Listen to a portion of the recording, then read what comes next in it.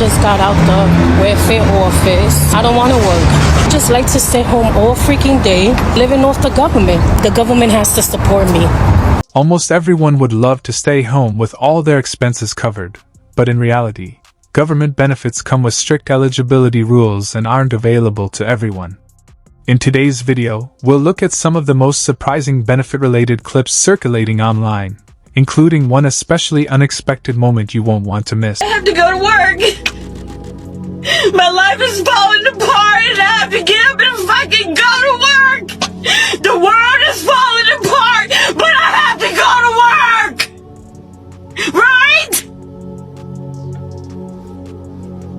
I'm a black woman in America scared for my life, but I have to get up and go to work. What the fuck? What the fuck?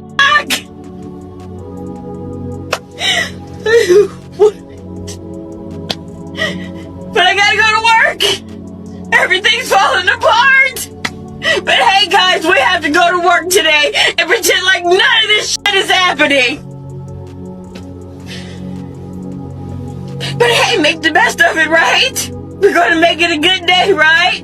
Have a good day. For most adults in America who aren't retired or full-time students, having a job is a normal part of everyday life. People work to earn an income, pay their bills, support themselves and their families, and afford the things they need or enjoy. It's a routine responsibility shared by millions across the country. Thousands of Metro Atlantans are finding out they are no longer eligible for food stamps. The change affects Cobb, Gwinnett, and Hall counties. Channel 2 Sophia Choi is live in Cobb County. And Sophia, this involves able-bodied adults who are now required to go to work.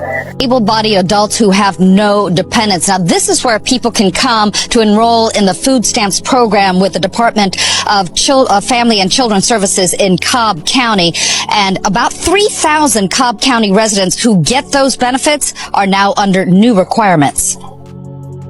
We met Kiara Thomas applying for food stamps at the Cobb County DFACS office. She's got a child, but says those who don't have dependents still need help. I mean, not everybody can work, and it's not that easy to find a job nowadays. About 6,000 food stamp recipients in Metro Atlanta are now required to find work or get into a job training program after getting the benefit for 3 months. Those affected are adults who have no dependents at home. Many people argue that if an able-bodied adult without dependents is capable of working, they should seek employment rather than rely on government assistance. Others point out that people's circumstances can vary, and some may face barriers to employment that are not immediately visible. Government assistance programs are generally designed with eligibility requirements to support people based on financial need and other qualifying factors. What the fuck are you talking about? My food stamp will be cut November 1st. I need my fucking food stamps. I've been having my fucking food stamps my whole fucking life. Since I was 18 years old. Over 10 years. That's how I feed me and my kids. My 4 childs. I don't have shit. I'm used to the system. I don't have shit. I'm immune to the system. I need my fucking food stamps. Without my food stamps, I don't know how I'm gonna live. How I'm gonna provide. Is the food shelters closed too? Fuck, I don't know what to do. So you telling me, starting next month, I'm not getting my food stamps. My $568.23. Unfortunately, the person she's speaking to likely can't change the decision. If the payment has been stopped or reduced, she may have to find another source of income or return to work to make up for the missing $600. My house is on Medicaid. My husband, me, our baby daughter. Okay, we're all on Medicaid. Without Medicaid, I wouldn't be able to have the birth control in my arm that I have. Without Medicaid, I wouldn't be able to have the antidepressants that I have at no cost to me. Without Medicaid, I wouldn't be able to go to therapy to continue to be the mom I am to the 3 kids and 2 separate houses that I have to do. Without Medicaid, my daughter wouldn't be able to go and get her vaccines and go and get all of the things that she needs as an 18-month-old baby. Without Medicaid, my husband wouldn't be able to go and get the medications that he needs and the treatment that he needs for his disability. Without Medicaid, not a single person in my house would have health care. We are low income. Our only income is my husband's SSI. We're on food stamps. We use food pantries. Okay? Without Medicaid, we would never be healthy. And for us, it's not even like body, it's all mental. For my husband, for me, and then we have a baby who needs Medicaid for vaccines, who needs Medicaid for, I already have 2 children who are diagnosed with autism. So what if she ends up getting diagnosed with autism? We need Medicaid. We need Medicaid. And if you live in America, everybody deserves free healthcare. That's it. I can't, bro. Honestly, I can't. It is so much wrong with this. I can probably talk for the next 30 minutes on what's wrong, how we need to solve for it. But the first question that I have is, I don't believe that people that are in this situation that's not actually contributing to society, I don't believe that they deserve to have a vote that counts as much as my vote. As a person that pours into society, as a person that, in my opinion, is overtaxed, is burdened with being overtaxed. And one of my biggest problems is how much I am giving over to the federal government in order to make sure that these people, and I work so hard, I work my butt off. And there are so many Americans, regardless of what your socioeconomic status is, that you grind and you hustle.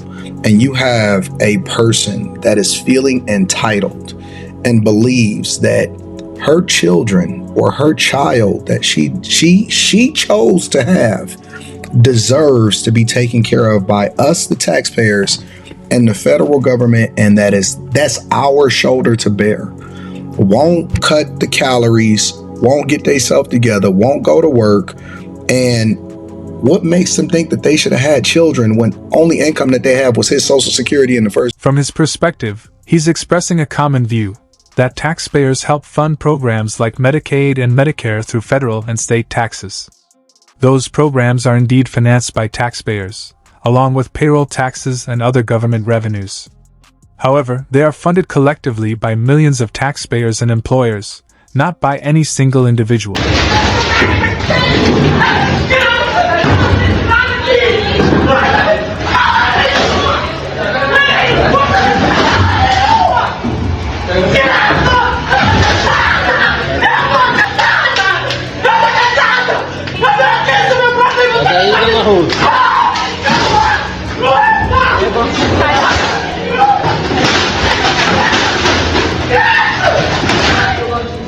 That reaction only made the situation worse. Not only did it escalate the incident, but if crimes were committed, the person could now face legal consequences on top of losing their EBT benefits. In the end, it raises the question of whether such an outburst was worth the additional trouble. Migrants in New York are now protesting after the city ended their free food stamp debit card program. Asylum seekers and activists spilling onto the street in Midtown as they protested.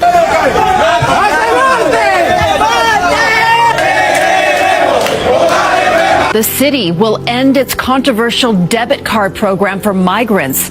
Under the pilot program, migrants staying in city-funded hotels receive these cards to buy their own food and other necessities.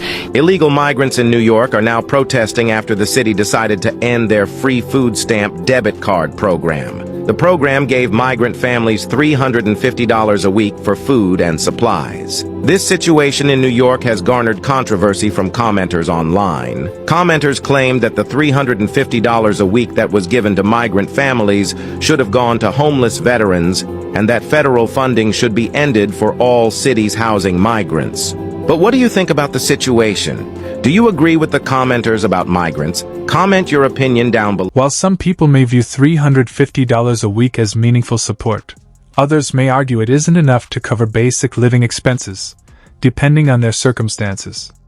Protesting government policies is a legal form of expression, regardless of whether others agree with the cause. Whether someone should seek employment instead of relying on benefits depends on their individual situation, eligibility, and any barriers they may face. Vance and his mama and his whole entire family, they were on food stamps.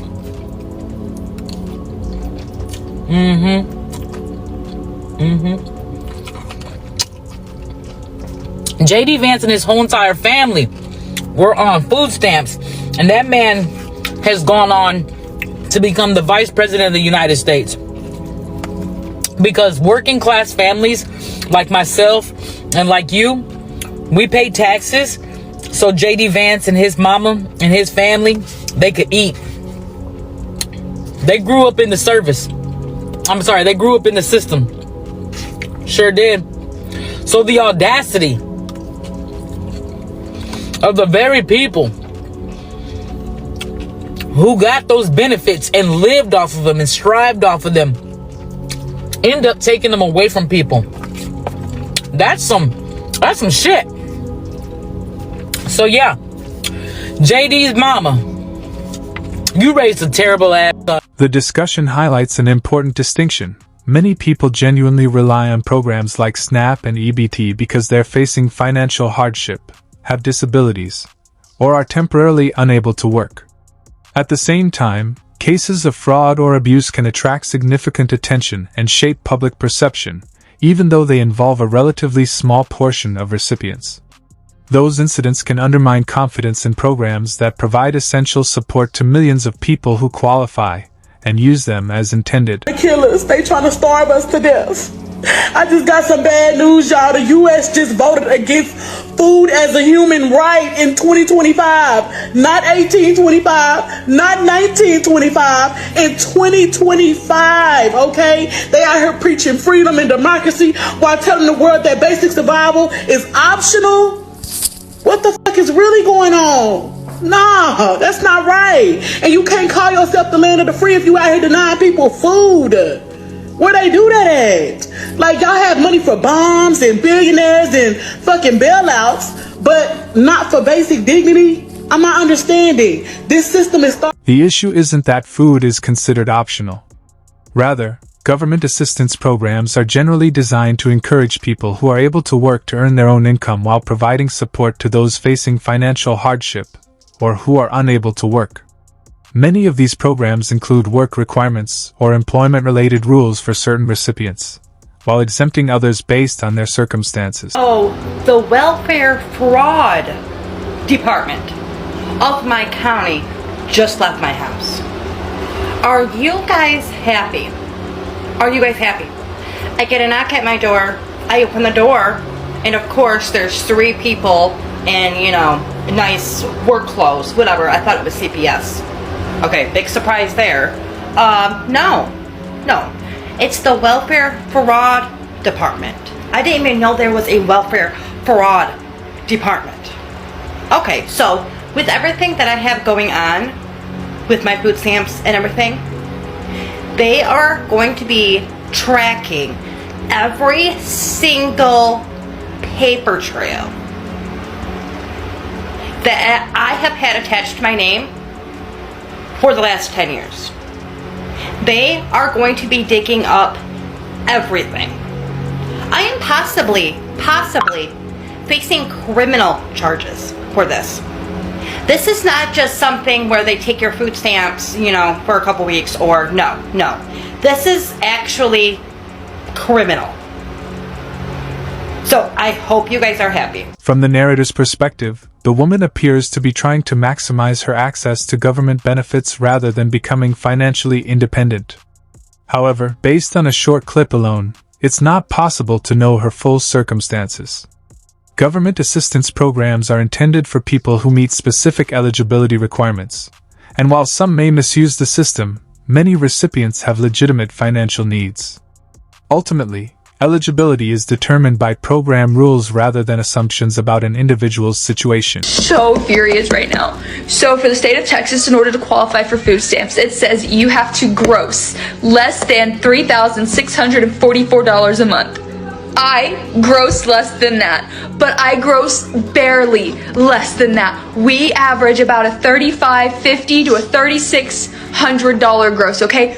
Yes, close, I know, but it's still below. However, food stamps doesn't look at just your months. No. They take an average of your 2 months, pay stubs that you send them, take that average and times it by 2.17, and that number is what they go by. So when they do that to us, it says we gross on an average month $3,900.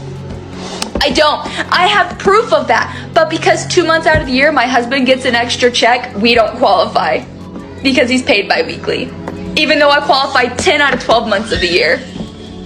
From the narrator's perspective, the woman's reaction comes across as ungrateful, with the focus being on the benefits she is no longer receiving rather than the assistance she continues to get. At the same time, a short clip may not capture her full financial circumstances or why she feels the reduction has such a significant impact. The segment ends by teasing an even more surprising clip to come. I told my mom to tell her, because I just went to the grocery store and I ended up having to pay $50 out of pocket. So I'm telling her like that I have to call the food stamp people and tell them that they're not giving me enough money. So she asked me how much are they giving me. I said $500. And she gonna hang up on me talking about they ain't giving you shit else because you got an infant. I don't care if I have an infant. $500 is not enough. I'm running out of food stamps within 2 weeks of me getting it. $500 is not enough. They have to go up because the cost of food has went up. The cost of groceries has went up. So sis gonna hang up on me like, girl, you know I call you for everything. Don't do that to me like that. They need to give me at least $1,000. The narrator argues that the reduced $25 benefit suggests the woman's income has increased enough that she no longer qualifies for higher assistance, implying she may be able to meet her food needs without additional benefits. While benefit amounts are based on eligibility rules, a reduced payment alone doesn't necessarily reveal someone's full financial situation. The video concludes by inviting viewers to like, subscribe, and share which moment they found the most surprising. Sorry, but I just feel the need to make a video on this. I just got this in the mail. I applied for food stamps because I literally can't live. I can't. My rent is so high. I work 35 hours a week and I'm part-time. I mean, I go to school, yeah. So I go to school and I work and I'm about to apply for this other job so that I'm working every day just so I can afford to live. I applied for food stamps. I get the fucking card and this is what it says. Approved. The first month you will receive $0 in NJ SNAP benefits, which covers the period 7/31/25 to 7/31/25. After that, you will receive $23 in SNAP benefits for each month until your certification period ends. $23? What am I supposed to buy with that? What am I supposed to buy with that? You can't even buy 2 things of fruit for $23 nowadays. You can't even buy eggs and 2 loaves of bread for $23 nowadays. I'm just in awe right now, and not in a good way, because they sent me this card and they sent $23 on it. $23. The fuck am I supposed to do with $23? It's like, oh yeah, here's your food stamps. Go buy stuff. $23? Are you kidding me? That just really pissed me off because I got really happy because I haven't heard back from the office. I didn't know if I was approved or not. I open it, I get the card, I'm calling them, I'm really excited, hoping I have at least $150 for a month worth of groceries because I literally can't afford it. I'm literally fuming right now. And they give me $23 a month. I might as well just cut this shit in half and not use it. What the actual shit is that? $23? Go fuck yourself.